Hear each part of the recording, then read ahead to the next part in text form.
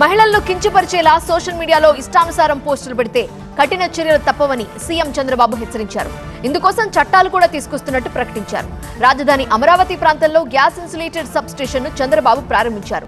పాత ప్రభుత్వ చర్యల కారణంగా విద్యుత్ ఛార్జీలు కొంతవరకు పెంచాల్సి వచ్చిందన్నారు. శ్రీకాకుళం జిల్లా సోంపేట మండలం కొర్లాంలో 54 కోట్లతో నిర్మించే విద్యుత్ ఉప కేంద్రానికి వర్చువల్ గా సీఎం శంకుస్థాపన చేశారు.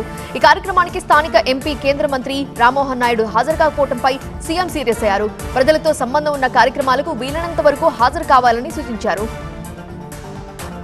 సర్పంచులకు ప్రథమ స్థానం ఇవ్వాలని, పంచాయతీలు స్వయం సమృద్ధి సాధించేందుకు ఎక్కువ నిధులు ఇవ్వాలని డిప్యూటీ సీఎం పవన్ సూచించారు. గత ప్రభుత్వం పంచాయతీ నిధులను విచ్చలవిడిగా వాడుకుందన్నారు. అమరావతిలో సర్పంచ్ సంఘాలతో డిప్యూటీ సీఎం సమావేశమయ్యారు. అంతర్జాతీయ సంస్థల్లో అనేక మంది తెలుగు వాళ్లు అగ్రస్థానంలో ఉన్నారని మంత్రి లోకేష్ అన్నారు. అమరావతి విట్ యూనివర్సిటీలో నిర్వహించిన హైయర్ ఎడ్యుకేషన్ ఫెయిర్ ని లోకేష్ ప్రారంభించారు. రాబోయే 25 ఏళ్లలో ఇండియా మరింత అభివృద్ధి చెందుతుంది అన్నారు. అమరావతిలోని సీఎం కార్యాలయంలో డిప్యూటీ సీఎం పవన్ కళ్యాణ్, హోంమంత్రి అనిత భేటీ అయ్యారు. ఫేక్ పోస్టులపై ప్రభుత్వం తీసుకుంటున్న చర్యలపై ఇద్దరూ చర్చించారు. రాష్ట్రంలో గడిచిన కొన్ని రోజులుగా జరుగుతున్న పరిణామాలు, తమ శాఖ తీసుకుంటున్న చర్యలను పవన్ కు వివరించినట్లు హోంమంత్రి తెలిపారు. అమరావతి రైతుల ల్యాండ్ పూలింగ్ అనుమానాలు నివృత్తి చేసేందుకు మున్సిపల్ మంత్రి నారాయణ స్వయంగా రంగంలోకి దిగారు. రైతుల ఇళ్లకు వెళుతూ వారితో మాట్లాడుతున్నారు. విజయవాడలో ఉంటున్న రాజధాని రైతు అనుమోలు గాంధీ నివాసానికి మంత్రి నారాయణ వచ్చారు. ఏపీలో ప్రస్తుతం ఉన్న పరిస్థితులు బహుశా స్వాతంత్ర్యం వచ్చిన తరువాత ఎక్కడా చూసుండవని మాజీ సీఎం జగన్ విమర్శించారు. రాష్ట్రంలో చీకటి రోజులు నడుస్తున్నాయని మండిపడ్డారు. ఎన్నికలప్పుడు ఏం చెప్పారు, ఇప్పుడేం చేస్తున్నారంటూ ప్రభుత్వాన్ని జగన్ క్వశ్చన్ చేశారు. గడిచిన 5 సంవత్సరాలుగా వ్యవసాయ శాఖకు తాళం వేశారని వ్యవసాయ శాఖ మంత్రి అచ్చెన్నాయుడు అన్నారు. వ్యవసాయ శాఖ చాలా ఇబ్బందుల్లో ఉందని అన్నారు. గుంటూరు వ్యవసాయ విశ్వవిద్యాలయంలో నిర్వహించిన ఆచార్య రంగ జయంతి వేడుకల్లో అచ్చెన్నాయుడు పాల్గొన్నారు. కౌలు రైతుల సమస్యలు పరిష్కరించేందుకు కొత్త చట్టం తేనున్నామని తెలిపారు. రాష్ట్రంలో కరెంటు ఛార్జీల పెంపును వ్యతిరేకిస్తూ కాంగ్రెస్ పార్టీ భారీ నిరసన ప్రదర్శన నిర్వహించింది. లాంతర్లు పట్టుకుని ఏపీసీసీ అధ్యక్షురాలు షర్మిల, పార్టీ శ్రేణులు విజయవాడలో ర్యాలీ నిర్వహించారు. విద్యుత్ ఛార్జీల పెంపును రద్దు చేయాలని డిమాండ్ చేశారు. ఇచ్చిన మాట ప్రకారం ఉద్యోగాలు భర్తీ చేస్తామన్న డిప్యూటీ సీఎం బట్టి, త్వరలో ఆటమ్ బాంబు పేలబోతోంది అన్న మంత్రి పొంగులేటి. మూసీ ప్రక్షాళన పేరుతో ఒక్క ఇల్లు కూలగొట్టినా ఊరుకునేది లేదని బీజేపీ హెచ్చరిక. తెలంగాణ టుడే టాప్ 9 న్యూస్ ఇప్పుడు చూద్దాం. సివిల్ సర్వీసెస్ కు మన వాళ్ళు ఎక్కువ మంది ఎంపికైతే రాష్ట్రానికి ప్రయోజనమని డిప్యూటీ సీఎం భట్టి విక్రమార్క అన్నారు. యూపీఎస్సీ మెయిన్స్ కు ఎంపికైన వారికి ₹1,00,000 ప్రోత్సాహం అందిస్తామని ప్రకటించారు. ఎన్నికల ముందు ప్రకటించినట్టు రాష్ట్రంలో ఖాళీగా ఉన్న 2 లక్షల ఉద్యోగాలు భర్తీ చేస్తామని తెలిపారు. ఇప్పటికే 50,000 ఉద్యోగాల భర్తీ పూర్తయిందన్నారు భట్టి.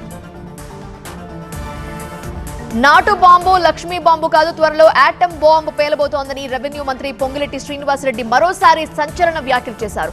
తప్పు చేసిన వారిని చట్టం వదిలిపెట్టదు అన్నారు. గుమ్మడికాయ దొంగెవరంటే కొందరు భుజాలు తడుముకుంటున్నారని పొంగులేటి విమర్శించారు. తెలంగాణ రైతులు తమ పత్తిని సీసీఐ కేంద్రాల్లోనే విక్రయించి ఎంఎస్పీ ప్రయోజనం పొందాలని వ్యవసాయ శాఖ మంత్రి తుమ్మల నాగేశ్వరరావు పిలుపునిచ్చారు. సీసీఐ నిర్దేశించిన ఫేర్ యావరేజ్ క్వాలిటీ ప్రమాణాలు పాటించి అధిక ధర అందుకోవాలని సూచించారు. రాష్ట్రంలో పత్తి కొనుగోలు తీరుపై తుమ్మల అధికారులతో సమీక్ష నిర్వహించారు. ప్రభుత్వం ఏర్పాటు చేసిన కొనుగోలు కేంద్రాలు, వరి ధాన్యం అమ్మకాలు చేపట్టాలని పరిశ్రమల మంత్రి శ్రీధర్ బాబు ఆదేశించారు. జయశంకర్ భూపాలపల్లి జిల్లా మలహర్ మండలం కొడంపేటలో వరి కొనుగోలు కేంద్రాన్ని శ్రీధర్ బాబు ప్రారంభించారు. దళారులను నమ్మి మోసపోవద్దని రైతులకు సూచించారు. మూసీ ప్రక్షాళన చేయాల్సిందే గానీ ఒక్క ఇల్లు కూలగొట్టినా తాము ఊరుకునేది లేదని కేంద్ర మంత్రి కిషన్ రెడ్డి అన్నారు. ఇళ్లు కూలగొట్టి రియల్ ఎస్టేట్ వ్యాపారం చేస్తామంటే ఒప్పుకోమని స్పష్టం చేశారు. మూసీ పరివాహక ప్రాంతాల్లో ఒకరోజు అక్కడే భోజనం చేసి నిద్ర చేస్తానని కిషన్ రెడ్డి తెలిపారు. హైదరాబాద్ బ్రాండ్ ఇమేజ్ పెంచినందుకు తనపై కేసులు పెడతారా అని BRS working president KTR Congress ని క్వశ్చన్ చేశారు. ఎలక్ట్రిక్ కార్లను ప్రోత్సహించేందుకే తాము ఫార్ములా ఈ రేసింగ్ నిర్వహించామని తెలిపారు. తనను అరెస్ట్ చేస్తే జైలుకు వెళ్లేందుకు సిద్ధమన్నారు. జైల్లో పెడితే యోగా చేసి పాదయాత్రకు సిద్ధమవుతానని తెలిపారు. కులగణన సర్వే కోసం ఇంటింటికి వస్తున్న ఎన్యూమరేటర్లను ప్రతి ఒక్కరూ చుట్టంలా ఆహ్వానించి వారికి సమాచారం ఇవ్వాలని మంత్రి పొన్నం ప్రభాకర్ పిలుపునిచ్చారు. కులగణన, కుటుంబ సర్వే ఒక మెగా హెల్త్ చెకప్ లాంటిది అని సూచించారు. సిద్దిపేట జిల్లా హుస్నాబాద్ లో సర్వే తీరును పొన్నం పరిశీలించారు. దేశ సంపదను ముస్లింలకు మాత్రమే పంచిపెట్టాలనే మూల సిద్ధాంతం కాంగ్రెస్ పార్టీది అంటూ బీజేపీ ఎంపీ లక్ష్మణ్ అన్నారు. దేశ సంపదకు ప్రతి పౌరుడు అర్హుడు అని స్పష్టం చేశారు. ఎన్నికల పేరుతో అభివృద్ధికి ఆటంకం కలగరాదు అనే భావనతోనే 1 నేషన్ 1 ఎలక్షన్ ప్రతిపాదన చేశామన్నారు లక్ష్మణ్. సుప్రీంకోర్టు మార్గదర్శకాలకు అనుగుణంగా రాష్ట్రంలో ప్రత్యేక బీసీ కమిషన్ ఏర్పాటైందని ఆ కమిషన్ చైర్మన్ భూసాని వెంకటేశ్వరరావు తెలిపారు. ఈ నెల 30 లోపు రిజర్వేషన్ సిఫార్సులు సమర్పించాలని తమకు గడువు ఇచ్చారని అన్నారు. జిల్లాలకు వెళ్లి కుల సంఘాల నుండి వినతి పత్రాలు స్వీకరిస్తామని టీవీ9తో వెంకటేశ్వరరావు తెలిపారు. రేపు యాదగిరిగుట్ట సందర్శించనున్న తెలంగాణ ముఖ్యమంత్రి రేవంత్. రైస్ మిల్లుల్లో రేషన్ లారీ, పోలవరంలో కొనసాగుతున్న విదేశీ నిపుణుల పరిశీలన. తెలుగు రాష్ట్రాల టాప్ 9 వార్తలు ఇప్పుడు చూద్దాం. పుట్టినరోజు సందర్భంగా సీఎం రేవంత్ రెడ్డి రేపు యాదగిరిగుట్ట లక్ష్మీ నరసింహస్వామిని దర్శించుకోబోతున్నారు. ఈ సందర్భంగా అక్కడ ఏర్పాట్లు, భద్రతపై జిల్లా కలెక్టర్, రాచకొండ పోలీస్ కమిషనర్, ఆలయ ఈవోతో సమావేశమయ్యారు. గుంటూరు జిల్లా పేరేచెల్ల లక్ష్మీ గణపతి రైస్ మిల్ను పౌర సరఫరాల శాఖ మంత్రి నాదెండ్ల మనోహర్ ఆకస్మికంగా తనిఖీ చేశారు. అక్కడ రేషన్ సప్లై వాహనం ఉండటంతో ఆశ్చర్యపోయారు. వాహనాన్ని సీజ్ చేయాలని అధికారులను ఆదేశించారు. రైస్ మిల్లు సిబ్బందిని పోలీసులు అదుపులోకి తీసుకున్నారు. పోలవరం ప్రాజెక్టు పనులు పరిశీలిస్తున్న విదేశీ నిపుణుల బృందం ప్రాజెక్టు క్యాంపు కార్యాలయంలో జలవనరుల శాఖ అధికారులతో సమావేశమైంది. కొత్త డయాఫ్రమ్ వాల్ నిర్మాణం, డిజైన్ లో తీసుకోవాల్సిన జాగ్రత్తలపై అధికారులతో విదేశీ నిపుణుల బృందం చర్చించింది. ధాన్యం కొనుగోలులో ప్రభుత్వ చిత్తశుద్ధి కనిపించడం లేదని మాజీ మంత్రి ఎర్రబెల్లి దయాకర్ రావు మండిపడ్డారు. వరి కోసి నెల అవుతున్నా కూడా ధాన్యం కొనే నాదుడు లేడని ఆవేదన వ్యక్తం చేశారు. వరంగల్ జిల్లా వర్ధనపేట మండలం ఇల్లంద వ్యవసాయ మార్కెట్కు వచ్చిన రైతులు తమ సమస్యలు వెళ్లబుచ్చుకున్నారు. విశాఖ తోటగరువులో ఏర్పాటు చేయనున్న బ్యాడ్మింటన్ అకాడమీ నిర్మాణం కోసం బ్యాడ్మింటన్ క్రీడాకారిణి పివి సింధు భూమి పూజ నిర్వహించారు. గత ప్రభుత్వం 2021లో 2 ఎకరాల స్థలాన్ని పివి సింధుకు కేటాయించారు. సీతారామ ప్రాజెక్టు కాలువ కింద భూములు కోల్పోయిన రైతులకు నష్టపరిహారం ఇప్పించాలని ఖమ్మం జిల్లా ఏన్కూరు రైతు వేదిక దగ్గర రైతులు నిరసన చేపట్టారు. కాలువ పేరుతో భూములు తీసుకుని సంవత్సరం గడుస్తున్నా ప్రభుత్వం నుండి స్పందన లేదని రైతులు ఆవేదన వ్యక్తం చేశారు. వెంటనే తమను ఆదుకోవాలని ప్రభుత్వానికి రైతులు విజ్ఞప్తి చేశారు. విద్యార్థులకు చక్కని విద్యతో పాటు మంచి ఆహారం అందించాల్సిన బాధ్యత పాఠశాలల ప్రధాన ఉపాధ్యాయులపై ఉందని AP food commission chairman CH Vijay Pratap Reddy అన్నారు. చీరాలలో స్కూళ్లు, అంగన్వాడీ కేంద్రాలు, రేషన్ దుకాణాల్లో ఆయన తనిఖీలు చేపట్టారు. తిరుపతి మున్సిపల్ కార్పొరేషన్ సమావేశంలో గందరగోళం చోటు చేసుకుంది. 15 అంశాలతో కూడిన ఎజెండాతో ఎస్వీవర్సిటీ సెనేట్ హాల్లో ఈ సమావేశం జరిగింది. వైసీపీ, టీడీపీ, జనసేన కార్పొరేటర్ల మధ్య వాగ్వాదం జరిగింది. మహిళా కార్పొరేటర్లు పరస్పరం దూషించుకున్నారు. టీటీడీ కొత్త బోర్డు సభ్యులు సుచిత్ర ఎల్లా, భానుప్రకాష్ రెడ్డి తిరుమలలో శ్రీవారిని దర్శించుకున్నారు. స్వామివారికి సేవ చేసుకునేందుకు ఇది తమకు దక్కిన 2వ అవకాశం అన్నారు. ఉగ్రవాదాన్ని ఎదుర్కొనేందుకు కొత్త విధానం తీసుకురానున్న కేంద్రం. తాను బిజినెస్ కి వ్యతిరేకం కాదని స్పష్టం చేసిన రాహుల్. కశ్మీర్ అసెంబ్లీలో గందరగోళం. టాప్ 9 నేషనల్ డీటెయిల్స్ ఇప్పుడు చూద్దాం. హద్దులు లేని, కంటికి కనిపించని ఉగ్రవాదాన్ని ఎదుర్కొనేందుకు అత్యాధునిక టెక్నాలజీ అవసరమన్నారు హోంమంత్రి అమిత్ షా. త్వరలోనే జాతీయ కౌంటర్ టెర్రరిజం పాలసీ అండ్ స్ట్రాటజీని హోంశాఖ తీసుకురానుందని తెలిపారు. ఢిల్లీలో జరిగిన యాంటీ టెర్రర్ కాన్ఫరెన్స్ ప్రారంభ సమావేశంలో అమిత్ షా పాల్గొన్నారు. బీజేపీ తనను వ్యాపార వ్యతిరేకగా చూపేందుకు ప్రయత్నిస్తోందని, కానీ తాను బిజినెస్ వ్యతిరేకిని కాదు అన్నారు కాంగ్రెస్ నేత రాహుల్ గాంధీ. తాను గుత్తాధిపత్యానికి, 4-5 చేతిలో వ్యాపారం పరిమితం కావడానికి వ్యతిరేకమన్నారు. ఉద్యోగాలకు, వ్యాపారాలు, అలానే ఆవిష్కరణలు, పోటీకి తాను అనుకూలమని రాహుల్ స్పష్టం చేశారు. కోల్కతా డాక్టర్ అత్యాచారం కేసును బెంగాల్ వెలుపలికి బదిలీ చేయాలని విజ్ఞప్తిని సుప్రీంకోర్టు తిరస్కరించింది. ఈ కేసుకు సంబంధించి సీబీఐ దాఖలు చేసిన 6వ నివేదికను అత్యున్నత న్యాయస్థానం పరిశీలించింది. ఇప్పటికే ఈ కేసులో కోల్కతా కోర్టు అభియోగాలు ఖరారు చేసిందని సుప్రీంకోర్టు గుర్తు చేసింది. ప్రత్యేక హోదా తీర్మానానికి వ్యతిరేకంగా బీజేపీ సభ్యుల నిరసనలతో కశ్మీర్ అసెంబ్లీ దద్దరిల్లింది. మరోవైపు ఆర్టికల్ 370 పునరుద్ధరించాలని డిమాండ్ చేస్తూ పీడీపీ కూడా తీర్మానాన్ని స్పీకర్కు అందించింది. ఈ తీర్మానాలను నిరసిస్తూ బీజేపీ సభ్యులు ఆందోళన చేపట్టడంతో సభలో ఘర్షణ వాతావరణం నెలకొంది. సభ్యులు శాంతించకపోవడంతో స్పీకర్ సభను రేపటికి వాయిదా వేశారు. ఆర్టికల్ 370ని పునరుద్ధరించాలని అసెంబ్లీ తీర్మానం చేయడంపై జమ్మూలోని పశ్చిమ పాకిస్తాన్ శరణార్థులు ఆగ్రహం వ్యక్తం చేశారు.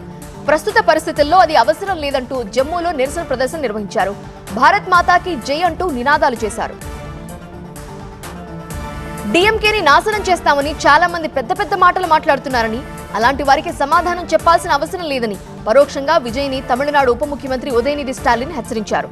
అలాంటి వారికి ప్రజలే తగిన సమాధానం చెప్తారని అన్నారు.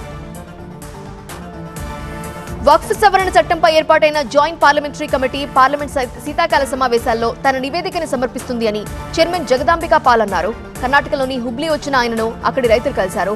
ఆన్లైన్ ద్వారా దేశవ్యాప్తంగా తమకు 1 కోటికి పైగా విజ్ఞాపనలు అందాయంటూ జగదాంబిక అన్నారు. ప్రముఖ నటుడు షారుఖ్ ఖాన్ ను చంపేస్తామని బెదిరింపు కాల్స్ రావడంతో ఆయనకు భద్రతను ముంబై పోలీసులు పెంచారు. ముంబైలోని షారుఖ్ నివాసం మన్నత్ దగ్గర బందోబస్తు తీవ్రతరం చేశారు. 50 లక్షల రూపాయలు ఇవ్వకపోతే షారుఖ్ ను చంపేస్తామంటూ బాంద్రా పోలీస్ స్టేషన్ కు కాల్ వచ్చింది. ఛత్తీస్గఢ్ రాజధాని రాయ్పూర్ నుండి ఈ కాల్ వచ్చినట్టుగా పోలీసులు ట్రేస్ చేశారు. డేట్ సి కార్యక్రమంలో పాల్గొనేందుకు రాష్ట్రపతి ద్రౌపది ముర్ము గోవా వచ్చారు. ఐఎన్ఎస్ హంసలో ఆమె నౌకాదళం గౌరవ వందనాన్ని స్వీకరించారు. భారత నౌకాదళ యుద్ధ సామర్థ్యాన్ని, ఐఎన్ఎస్ విక్రాంత్ ఫ్లయింగ్ ఆపరేషన్ ను రాష్ట్రపతి పరిశీలిస్తారు.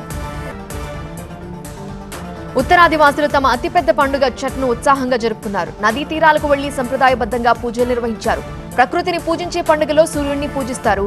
4 రోజులు ఈ పండుగ చవితి రోజు మొదలై సప్తమి రోజు సూర్యుడికి సమర్పించే అర్ఘ్యంతో ముగుస్తుంది.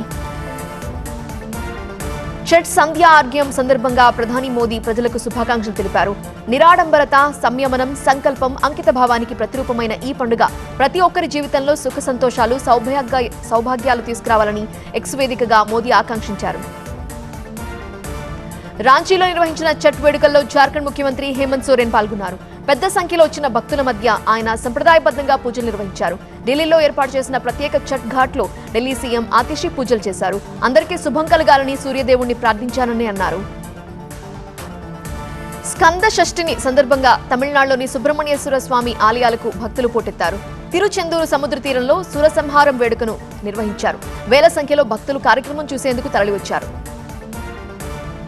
My home group chairman Jupally Rameshwar Rao, executive vice chairman రాము ఢిల్లీలో ప్రధాని మోదీతో సమావేశమయ్యారు. ఈ సందర్భంగా ప్రధానికి వెంకటేశ్వర స్వామి విగ్రహాన్ని వారు బహుకరించారు. శాలువాతో ప్రధానిని సత్కరించారు.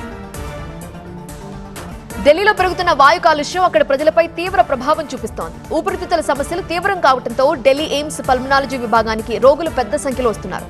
సాధారణంతో పోలిస్తే శ్వాస సమస్యలతో బాధపడుతున్న వారి సంఖ్య 20% వరకు పెరిగిందని వైద్యులు చెబుతున్నారు.